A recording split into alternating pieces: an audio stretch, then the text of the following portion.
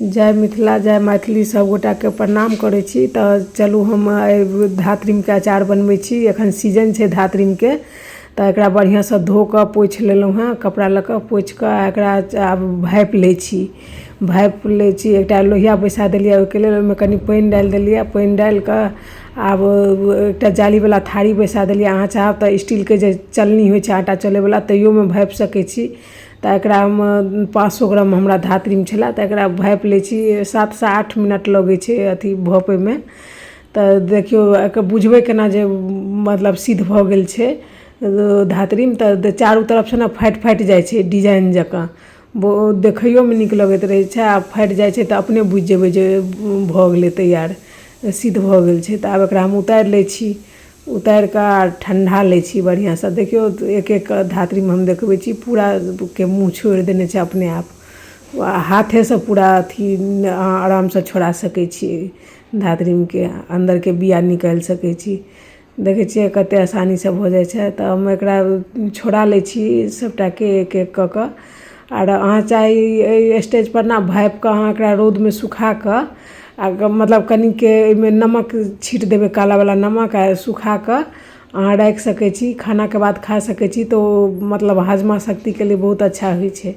आर हम तऽ अचार बना रहल छी, सुखा कऽ एकटा डिब्बामे राखि लेब तऽ बढ़िआँ रहै छै। खाना खा कऽ जरूर खा सकै छी ओ। तऽ हम एकरा 2 घण्टा रौदमे सुखाय लए दऽ देलिए। आब हम तऽ अचार बना रहल छी, तऽ एकर मसाला हमरा चाही। तऽ आब मसालाके तैयारी करै छी। 2 चम्मच धनिया लऽ लेलहुँ हँ, गोटा धनिया। आर सौंफ लऽ लेलहुँ हँ 1.5 चम्मच। आर 3-4 चम्मच कालावला सरिसो लऽ लै छी। अहाँ लगमे यदि पीला सरिसो हैत तऽ सेहो लऽ सकै छी, अहाँके इच्छा।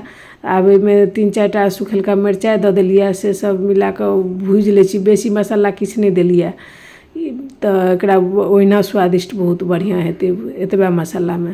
तऽ एकरा हम बढ़िआँसँ भूजि लै छी। मतलब एकटा सेंट आबि जाइ छै ने अपने आप मसालामे भुजैके, बेसी जरेबाक नहि छै। कनिके भुजबै, ई तेलोमे भुजेतै जहन आगू हम देखायब से गरम तेलमे डाललासँ केना अथी भुजा जायत। तऽ एकरा हम निकालि लेलहुँ हँ आ ठण्डाइ लए छोड़ि दै छियै। ठण्डा कऽ मसालाके अथी दरदरासँ अथी पाउडर बना लै छी। बेसी मिही नहि करबै तऽ हम एकरा, कारण जे दरदरा रहै छै ने तऽ खाइमे स्वाद लगै छै अचारके बढ़िआँ। देखै छियै दरदरा छै। तऽ एकरा हम साइडमे राखि लेलहुँ हँ मसालाके। आब धातृम सुखाय लए जे देने छलियै धूपमे, देखै छियै कतेक बढ़िआँसँ सुखा गेलै। आ यदि अहाँके ओहिना सुखा कऽ खेबाक हैत तऽ एकरा हम 2-3 दिन धूपमे सुखेबै। तऽ आब बढ़िआँसँ सुखा बुझे जेबै जे बढ़िआँसँ सुखा गेलै, तखन ओकरा स्टोर कऽ कऽ राखब। तऽ हम अचार बनबैके प्रोसेसमे आगू बढ़ै छी। तऽ हम ई मसाला जे पीसने छलहुँ हँ पाउडर, से लऽ लेलहुँ हँ। ओहिमे 2 चम्मच हल्दी डालि देलिए। आर मिरचाइके पाउडर डालि देलिए। आर हींग जरूरसँ डालब। हम आधा चम्मच हींग डाललिए खायवला चम्मचसँ। हींग डाललासँ ने अचारके स्वाद बहुत बढ़िआँ होइ छै। एम्हर 1 कटोरी तेल दऽ देलिए, सरिसोके तेल। सरिसो तेलमे तऽ अचारके स्वाद बहुत बढ़िआँ होइ छै। धुआँ जाबे तक नहि छोड़तै तेलमे ताबत तक एकरा गरम करब तेलके। जब धुआँ बढ़िआँसँ छोड़ि देतै तहन तेल उतारि लेब। तऽ देखियौ मसालामे कहने छलहुँ हँ ने पहिने जे भुजा जाइ छै तेलमे, तऽ ई गरम तेल छलै बढ़िआँ। एहिमे मसाला देलिए तऽ आओर जे बाकी कसर छलै से भुजा गेलै।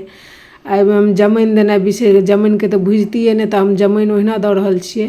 तऽ आर अथी मंगरैला कलौंजी जे कहियौ, जमाइन आ कलौंजी मंगरैला जे से डालि देलिए। डालि कऽ मिक्स कऽ कऽ आब ई जे आँवला धातृम रखने छलहुँ हँ से डालि कऽ बढ़िआँसँ मसालाके एकदमसँ मिक्स कऽ दै छियै, जे एक एक अचारमे बढ़िआँसँ मिक्स भऽ जेतै।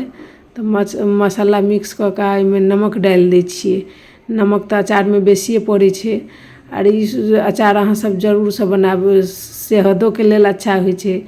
आर खाइयोमे नीक होइ छै। रोटी पराठा सबके साथमे बहुत बढ़िआँ लागत खाइमे ई अचार। तऽ हम नमक सब डालि कऽ मिक्स कऽ लेलहुँ हँ। एकरा दोसर बर्तनमे पलटि लै छी। एकरा 1 दिन रौदमे दऽ दै छियै। आ यदि अहाँके बेसी दिन रखबाक हैत स्टोर कऽ कऽ अचारके 1 साल 2 साल, तऽ एहिमे कनि विनीगर या नींबूके रस दऽ देबै तऽ बहुत दिन तक चलत अचार। तऽ आर जे बर्तनमे राखब ने ओकरा बढ़िआँसँ सुखा देबै तखन राखब। तऽ देखियौ हमर अचार बनिकऽ तैयार अछि। केहन लागल वीडियो नीक लागत तऽ लाइक सब्सक्राइब जरूरसँ करब। Thank U.